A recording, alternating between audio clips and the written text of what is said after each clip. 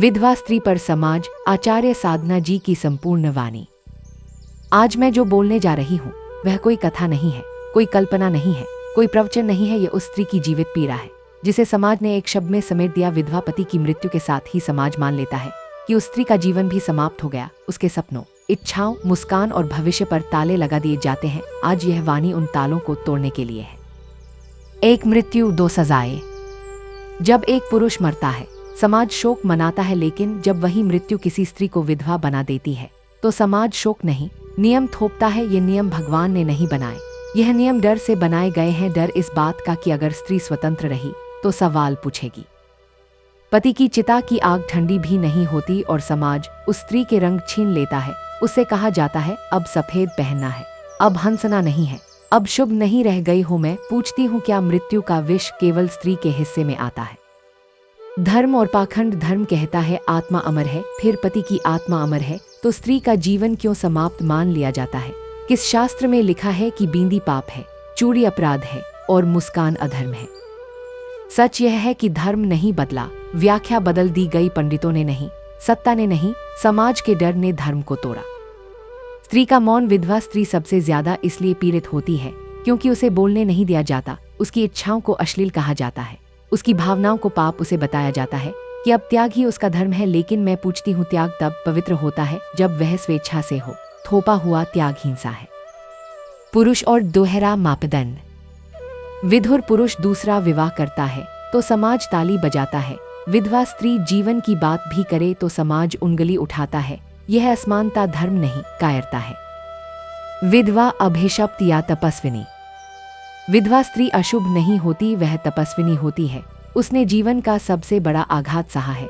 उसकी आत्मा आग से गुजर कर आई है। समाज को उससे डर लगता है क्योंकि वह सच देख चुकी होती है। रामायण और महाभारत का सत्य।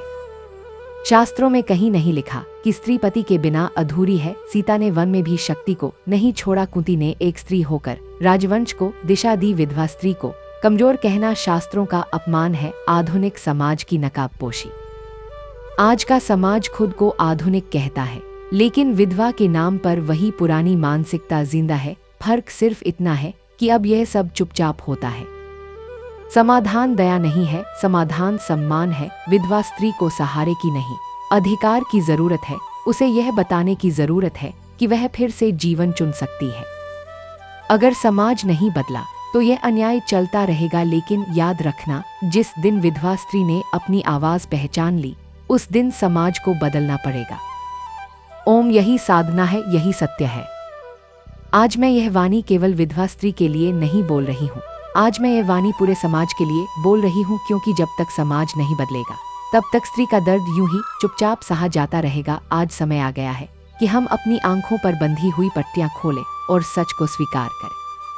समाज अक्सर यह कहता है कि हम स्त्री का सम्मान करते हैं, लेकिन सम्मान केवल शब्दों से नहीं होता, सम्मान कर्म से होता है। जब एक स्त्री विधवा बनती है तब सबसे पहले उसी समाज का सम्मान मर जाता है जो उसे शुभाशुभ के तराजू पर तौलने लगता है। मैं समाज से पूछती हूँ, क्या किसी स्त्री का जीवन केवल उसके पति से जुड़ा हुआ है? क्या उसकी पहचान, उसकी चेतना, उसकी आत्मा केवल? यदि उत्तर नहीं है तो फिर विधवा होते ही उसके लिए नियम क्यों बदल जाते हैं? क्यों उससे कहा जाता है कि अब तुम्हें कम बोलना है, कम हंसना है, कम जीना है? यह कम करना नहीं, यह जीवन को धीरे धीरे समाप्त करना है। यह हिंसा है, लेकिन ऐसी हिंसा जो दिखाई नहीं देती।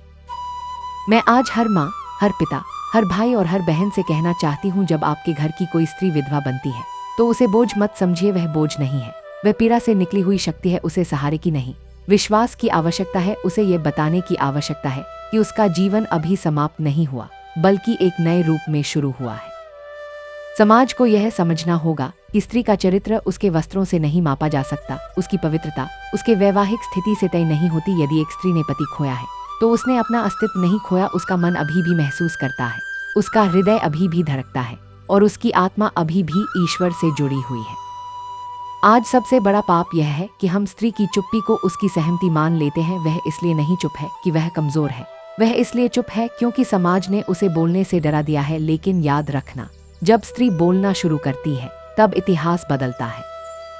मैं युवाओं से विशेष रूप से कहना चाहती हूँ, अगर तुम सच में आधुनिक हो, अगर तुम सच में शिक्षित हो तो अपनी सोच बदलो। विधवा स्त्री को दया की दृष्टि से नहीं, समानता की दृष्टि से देखो, उसके सामने झुको नहीं, उसके साथ खड़े हो जाओ, यही सच्ची मानवता है।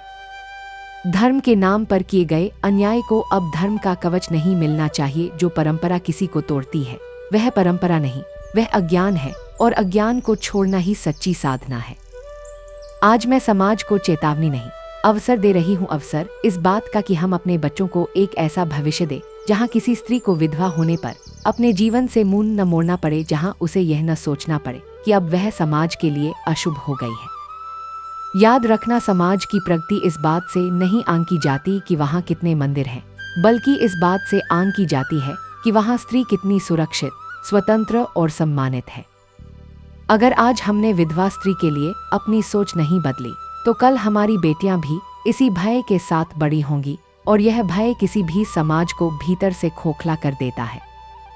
इसलिए आज इसी क्षण अपने भीतर एक संकल्प लो, जब भी किसी स्त्री को विधवा शब्द से पुकारा जाए तब उसके साथ मनुष्य शब्द भी जोड़ा जाए, क्योंकि वह सबसे पहले एक इंसान है, फिर कुछ और जिस दिन समाज ने यह समझ लिया उसी दिन स्त्री को किसी प्रवचन की जरूरत नहीं पड़ेगी, उस दिन समाज स्वयं जाग चुका होगा। ओम, यही जागरण है, यही सच्चा धर्म है। हलंत्याय, यही स्त्री के प्रति